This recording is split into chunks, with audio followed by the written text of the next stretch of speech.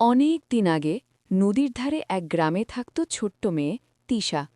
সে আকাশের মেঘ দেখে ভাবত, ইস, যদি একদিন মেঘের দেশে যেতে পারতাম। একদিন বিকেলে আকাশে হঠাৎ রঙিন রামধনু উঠল। রামধনুর শেষ প্রান্তটা যেন তিশার উঠোনেই নেমে এল। কৌতূহলী তিশা সাহস করে রামধনুর ওপর পা রাখল। হঠাৎ সে হালকা হয়ে আকাশের দিকে ভেসে উঠল। দেখতে দেখতে সে পৌঁছে গেল মেঘের দেশে। সেখানে সবকিছু নরম তুলোর মতো, মেঘের ঘর, মেঘের রাস্তা, এমনকি মেঘের দোলনা। ছোট ছোট মেঘ পরীরা হাসতে হাসতে উড়ে বেড়াচ্ছে। এক পরী এসে বলল, স্বাগতম তিশা, আমরা তোমার স্বপ্নের কথা জানি। তিশা খুশিতে লাফ দিল, কিন্তু হঠাৎ সে দেখল এক কোণে কালো মেঘ জমে আছে। পরীরা চিন্তিত। ওটা দুঃখের মেঘ, এক পরী বলল।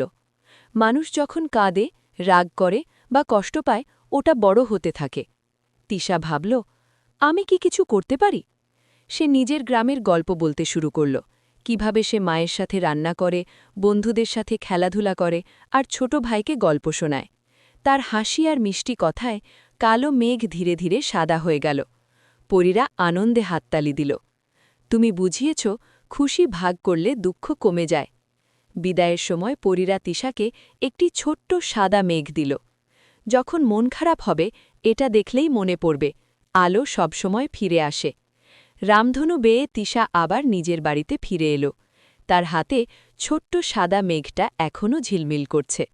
নীতিকথা: আনন্দ ও ভালোবাসা দুঃখের কালো মেঘ সরিয়ে দেয়।